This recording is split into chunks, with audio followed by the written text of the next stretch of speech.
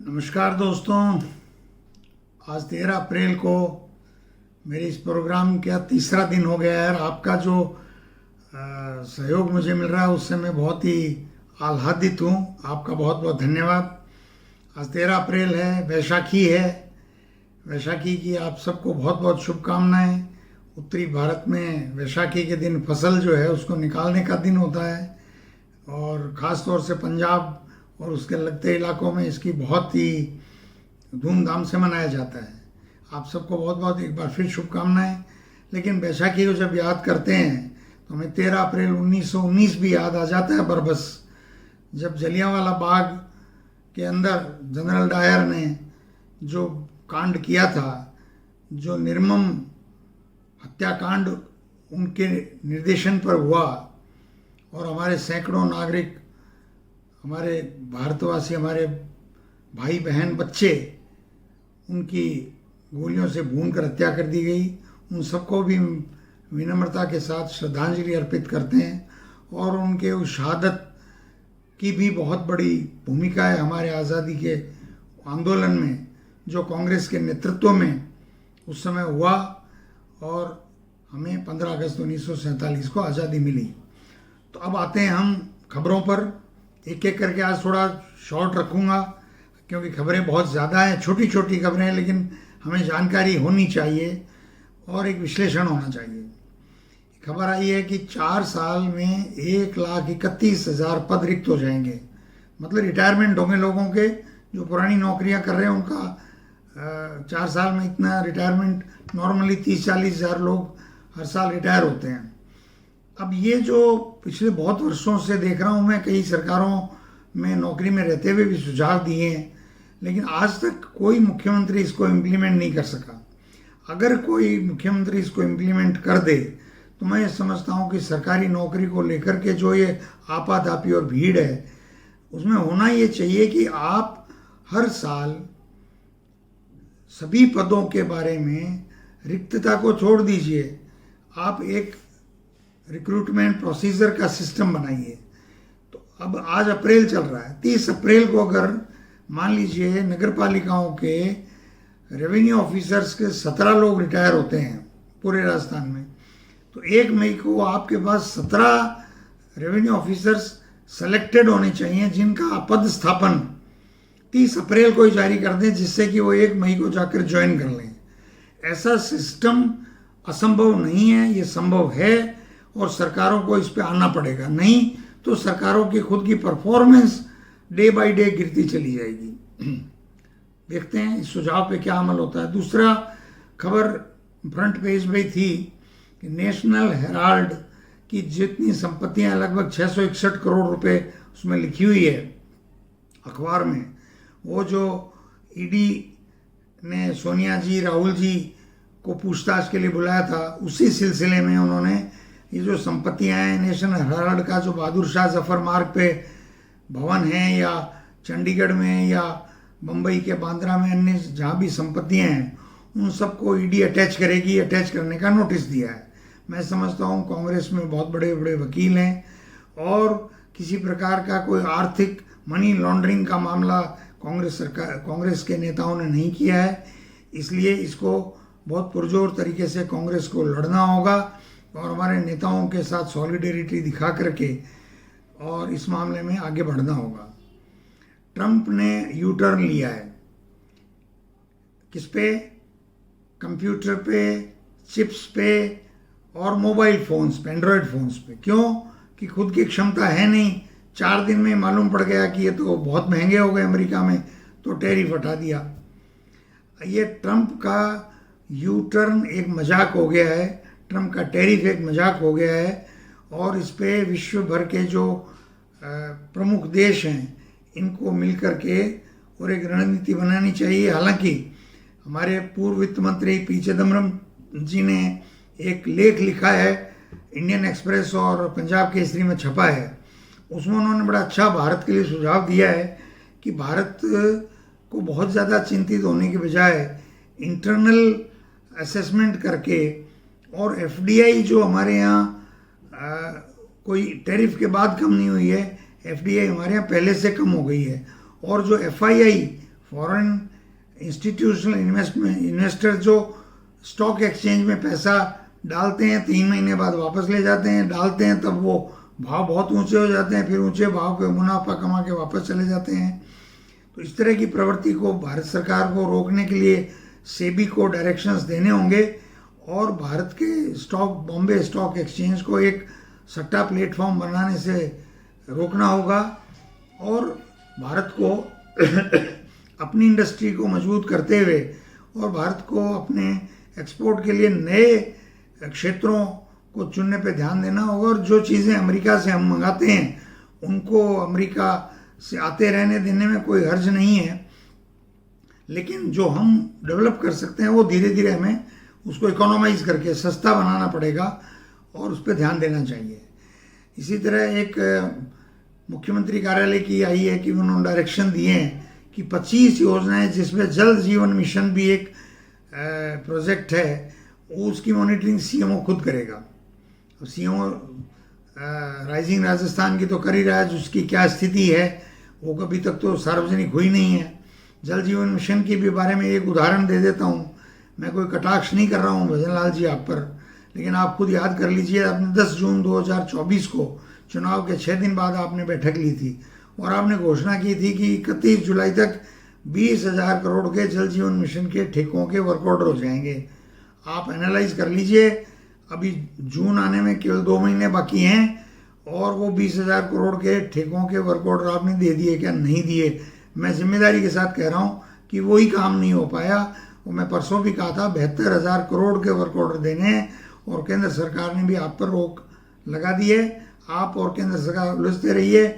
मैं आज 3.5 साल पहले कह रहा हूँ, सरकार के आखिरी समय से 3.5 साल पहले, कि आपसे जल जीवन मिशन का कार्य योजना जो मोदी जी आप कह रहे हो 3 साल 2028 तक बढ़ा दिए, उस अवधि में भी आपसे काम पूरे नहीं होंगे।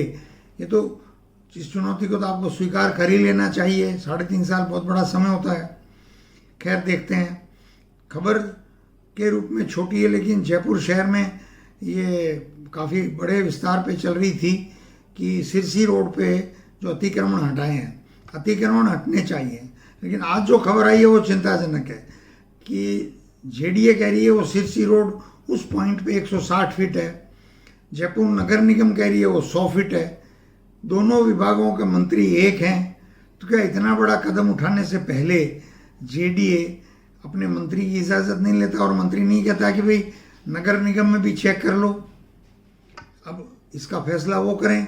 आज वो कह रहे हैं कि मैं मुआवजा दिलाऊंगा, शायद किसी विधायक ने कहा है भाजपा के, आप मुआवजा दिलाएंगे साहब, लेकिन लोगों ने अपनी बरसों की कमाई इतना निर्माण किया, आप आज उनको मुआवजा दिलाओगे, वो कहाँ जाएंगे। ये बड़े मानवीय पहलू हैं। एक खबर आई है डिजिटल भास्कर पे कि खेल फेडरेशनों ने पिछले कई सालों में फर्जी पदक जो है वो कई खिलाड़ियों को दे दिए और उसके बेसिस पे, उन पदकों के बेसिस पे ओवर एज हो गए खिलाड़ियों ने सरकारी नौकरी प्राप्त कर ली है। अगर ये बात सही है तो एसओजी और सरकार के लिए बहुत बड़ी चुनौती है। ऐसे लोगों को चिन्हित करना चाहिए और निश्चित रूप से कड़ी सज़ा देनी चाहिए और इन फेडरेशंस के खिलाफ इतनी सख्त कार्रवाई करनी चाहिए।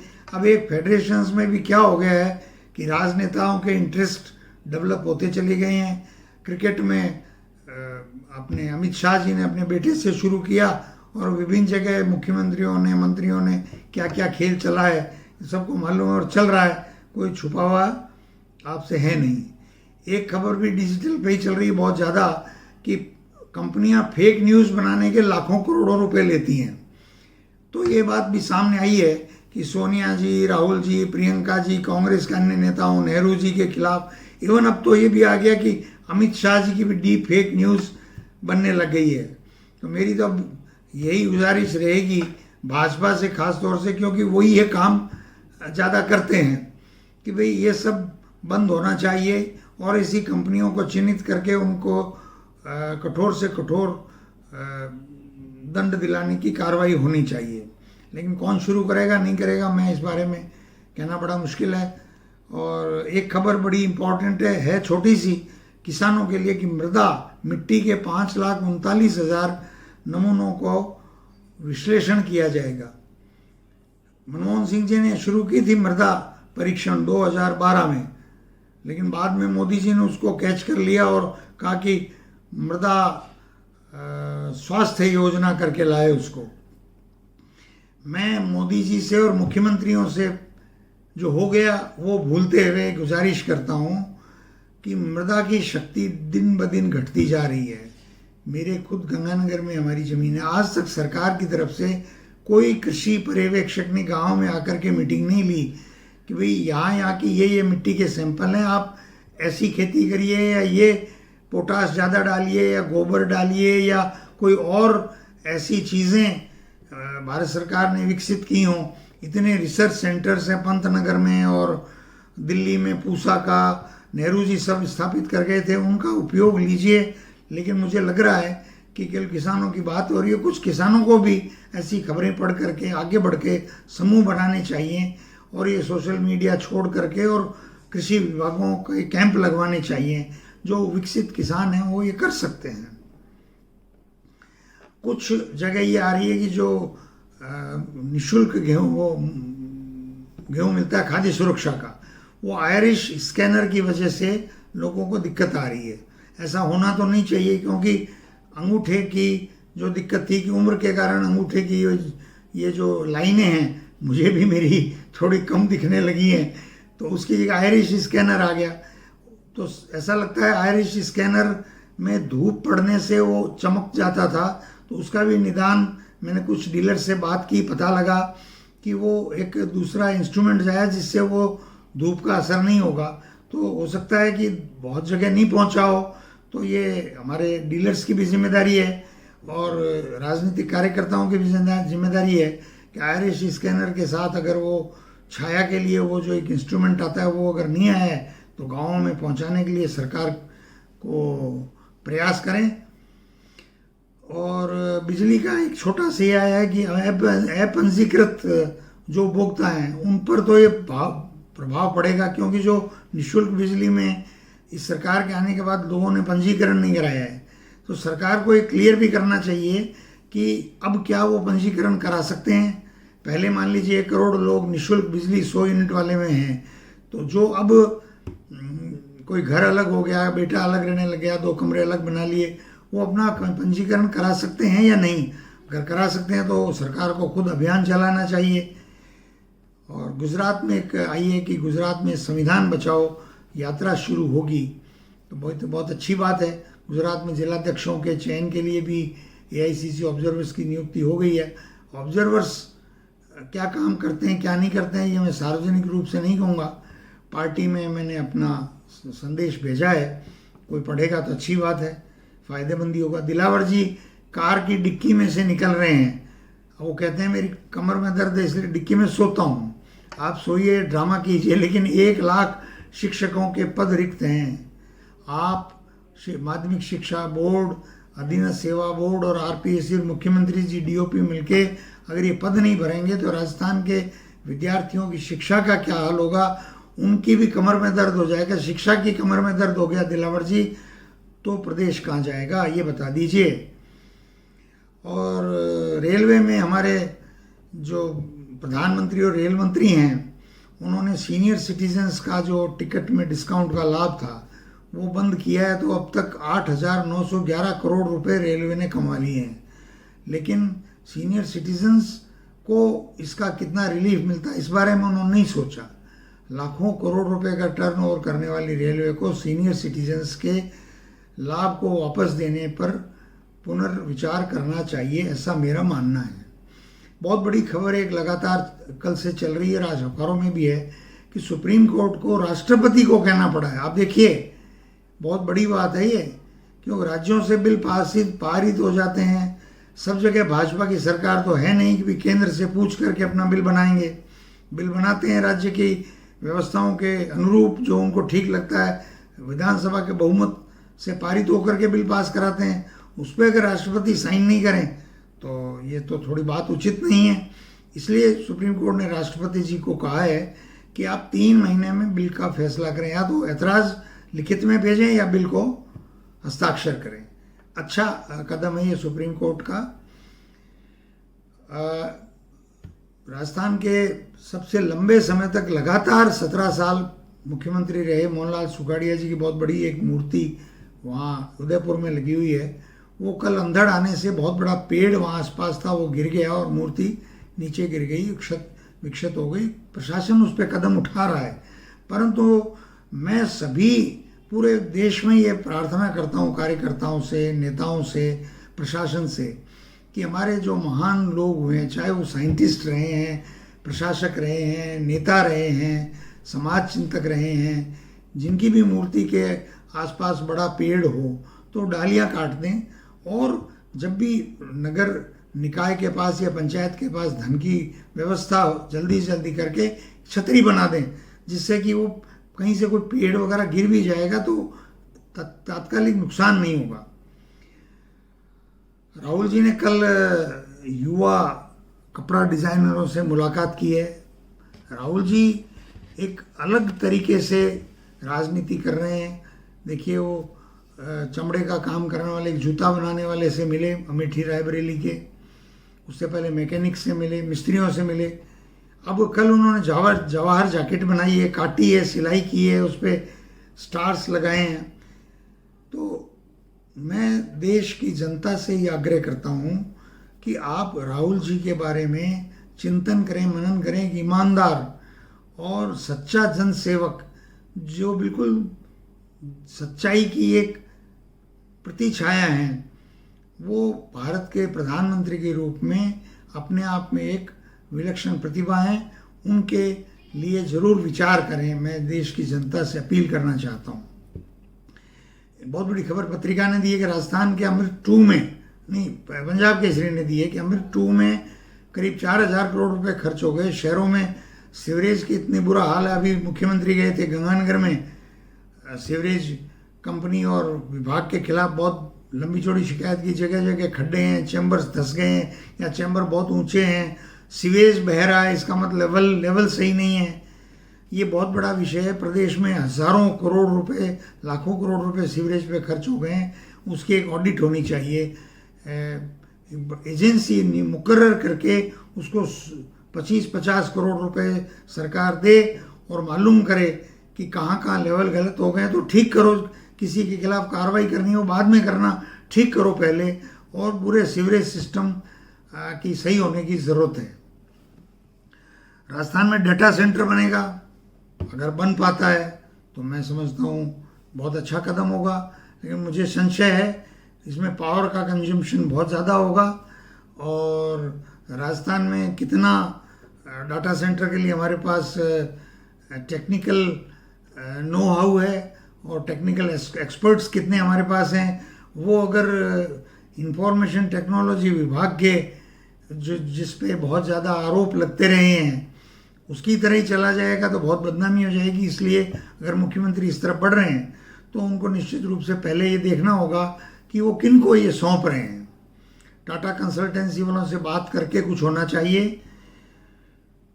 पंजाब केसरी ने स्पेकुलेट किया है कि एक अफवाह के रूप में कि अशोक गहलोत जी संगठन महासचिव बनाए जा सकते हैं। अब ये तो मैं इस पर कोई टिप्पणी के लायक खबर तो है नहीं, क्योंकि अशोक गहलोत जी का स्वयं का जो राजनीतिक जो उनकी परफॉर्मेंस रही है वो कोई ऐसी प्रभावशाली रही नहीं है। 3 बार वो मुख्यमंत्री बने हैं, पर तीनों बार मुख्यमंत्री बनने के लिए उनके स्तर के कोई प्रयास नहीं हुए, वो चेहरा के रूप में आगे नहीं थे। और अब वो उनको मैं समझता हूँ कि सबसे बढ़िया ये होगा कि वो और सीपी जोशी जी खास तौर से राजस्थान में, वो दोनों की फ्रीक्वेंसी भी मिलती है, दोनों एक टूर प्रोग्राम बनाएं अपनी हेल्थ और उस पारिवारिक परिस्थिति के अनुसार और दौरे करें। छोटे छोटे गांवों में, कस्बों में जाएं, लोगों को बताएं कि भाई कांग्रेस क्या है, कांग्रेस के साथ आना क्यों ज़रूरी है, और हम सत्ता के लिए नहीं आ रहे, हम दोनों अब चुनाव नहीं लड़ेंगे। अगर वो ऐसा कर पाते हैं तो राजस्थान के लोग उनको निश्चित रूप से उनकी पूजा करेंगे। जोगेंद्र सिंह अवाना बसपा से कांग्रेस में आ गए, अब कांग्रेस से आरएलडी में चले गए। ऐसे और सुभाष गर्ग जी जैसे लोग जो केवल सत्ता के पुजारी हैं, इन पुजारियों के बारे में जनता खुद समझती है। उचित समय पे जनता जो फैसला करेगी वो तो सबको मानना ही पड़ेगा, लेकिन मेरा काम है बताना कि भाई ये ऐसे चल रहा है। एक खबर आई है कि साहब पत्रिका ये पंजाब केसरी कह रहा है कि सदन में तो कांग्रेस है, सड़क पर नहीं है। ऐसा नहीं है। जिलों में प्रदेश कांग्रेस के निर्देश पर जब भी धरने प्रदर्शन होते हैं, कांग्रेस के कार्यकर्ता अच्छी तादाद में आते हैं। अब ऐसा ज़रूर है, कल भी मैंने ट्वीट किया था कि ये सरकारों में जो घोटाले होते हैं उसको प्रमाण सहित सरकार पर आरोप लगा करके और यू टर्न करवाना, ये थोड़ा अपने आप में इसके लिए काफ़ी मेहनत करनी पड़ती है। 2015 में आप याद कर लीजिए, सचिन पायलट जी ने वसुंधरा जी को 653 खाने निरस्त आवंटन निरस्त करने के लिए मजबूर कर दिया था।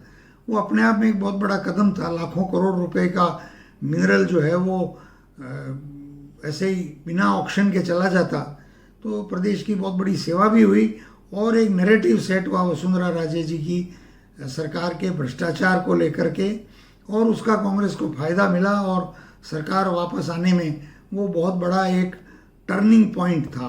तो आज की खबरों पे थोड़ी समय ज़्यादा हो गया, आपको अगर बोर किया हो तो मैं माफ़ी चाहता हूँ। बहुत बहुत धन्यवाद। जय हिंद, राम राम साहब।